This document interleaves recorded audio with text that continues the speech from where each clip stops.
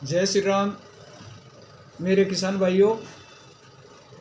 जैसा कि आप सभी को पता है कि हम तो राजस्थान के किसान हैं और राजस्थान के किसान के साथ वर्तमान गहलोत सरकार ने जो अन्याय किया है उसकी कोई सीमा नहीं है।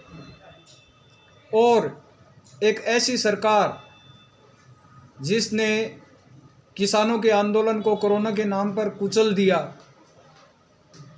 ऐसी सरकार आज किसानों के समर्थन में अपने धरना प्रदर्शन का नाटक कर रही है। मैं इस सरकार से पूछना चाहता हूं कि विगत सरकार द्वारा 833 रुपये जो किसानों के बिजली के बिल में छूट थे वो आपने बंद करके कौन सा किसानों का भला किया। आपने चुनाव से पहले वादा किया था कि किसान का संपूर्ण कर्जा माफ़ होगा, उस वादे का क्या हुआ। हमारे पड़ोसी राज्य हरियाणा में बाजरे की संपूर्ण खरीद 2150 रुपये प्रति क्विंटल के हिसाब से हो रही है और राजस्थान में वही बाजरा 1300 रुपये क्विंटल बिक रहा है। आपको थोड़ी शर्म नहीं आती किसानों के नाम पर राजनीति करते हुए? क्यों किसानों के नाम पर राजनीति कर रहे हो? और मैं सभी किसानों के नाम पर राजनीति करने वाले नेताओं को कहना चाहता हूं, कृपया आप किसानों को भ्रमित करने का प्रयास मत करें।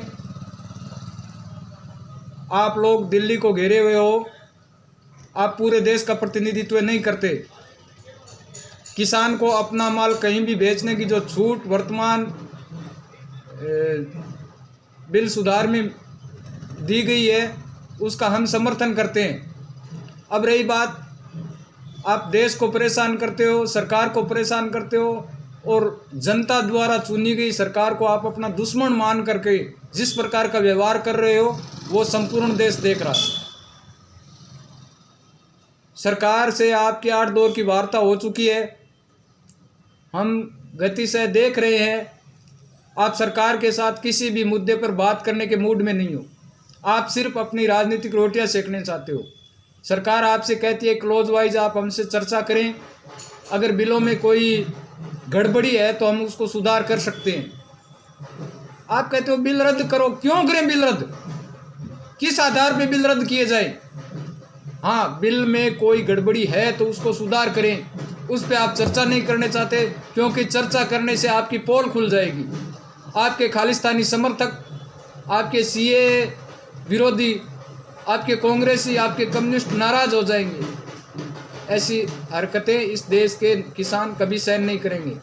आप चाहते हो कि सरकार सिर्फ आपकी बात को माने, मगर सरकार के सामने पूरे देश के किसान हैं और सरकार को चाहिए कि इन लोगों को वार्ता की टेबल से हटाएं क्योंकि इनको वार्ता करनी ही नहीं है। अगर आपको वार्ता करनी होती तो किसानों से जुड़े हुए मुद्दे उठाते। आपने एक भी मुद्दा किसानों से जुड़ा हुआ नहीं उठाया आज तक, मैं देख रहा हूं, क्योंकि इस देश में किसान के साथ हर प्रकार से लूट हो रही है। आपने एक मुद्दा नहीं उठाया कि जो सरकार समर्थन मूल्य पर धान खरीदती है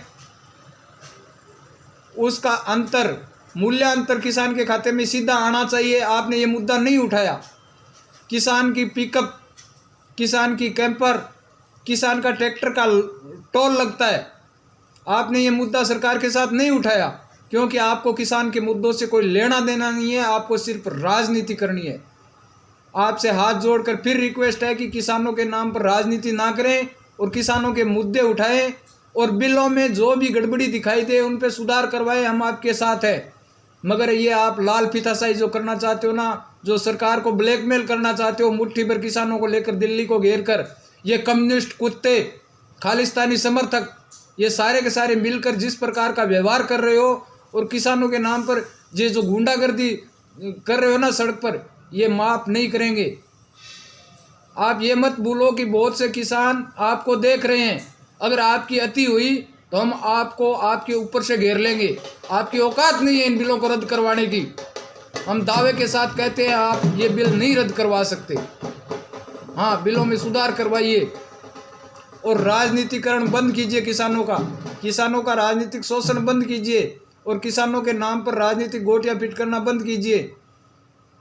जो भी सरकार होगी, जो सरकार होती है वो देश की जनता द्वारा चुनी जाती है और देश की जनता के प्रति उसका भी उत्तरदायित्व होता है। वो कभी भी किसी भी सूरत में देश के लोगों के साथ अन्याय नहीं करती। आप लोगों ने जियो के टावर तोड़े, क्या जियो वाले किसानों का ये बिल लेके आए थे क्या?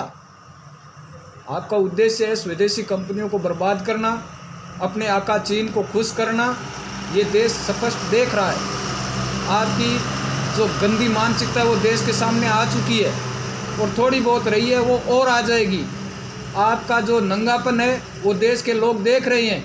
आप किसानों को भ्रमित तो कर सकते हो मगर लंबे समय तक भ्रमित नहीं कर सकते। एक दिन असलियत आपके सामने आएगी किसानों की, और जो आपके भ्रम में, आपके बुढ़ाओं में जो किसान बैठे हैं वो आपको लात मार कर वापस आएंगे, क्योंकि आपने उनका राजनीतिक उपयोग किया है। उनके भले की आज तक एक भी बात नहीं की। धन्यवाद। जय श्री राम।